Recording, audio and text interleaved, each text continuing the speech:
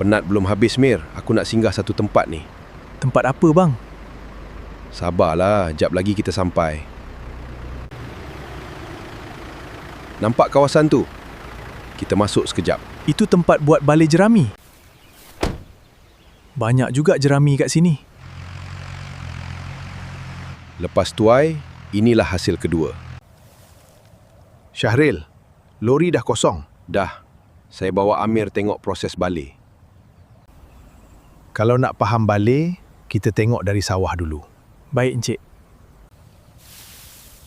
Jerami kena cukup kering. Kalau lembap, mudah berkulat. Faham encik.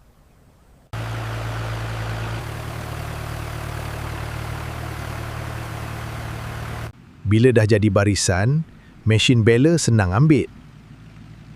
Jadi laluan dia kena kemas.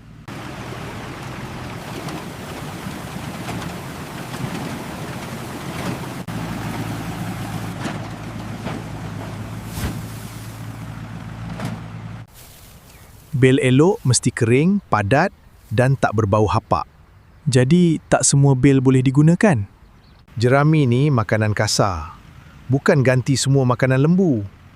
Kena cukupkan dengan silage dan mineral juga. Jangan simpan atas tanah lembab. Sampai kandang, terus masuk stor.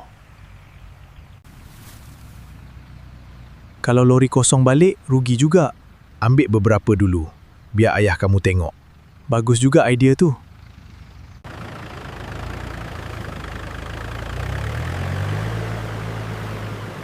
Senang-senang, datanglah lagi ke PPK Pasir Panjang ni. InsyaAllah encik. Banyak saya belajar hari ni. Ayah, Amir bawa balik balai jerami. Balai jerami? Jerami padi yang bergulung tu ke? Nanti Amir tunjuk. Ini makanan kasar untuk lembu. Bagus juga tu. Hati-hati balik bawa benda tu.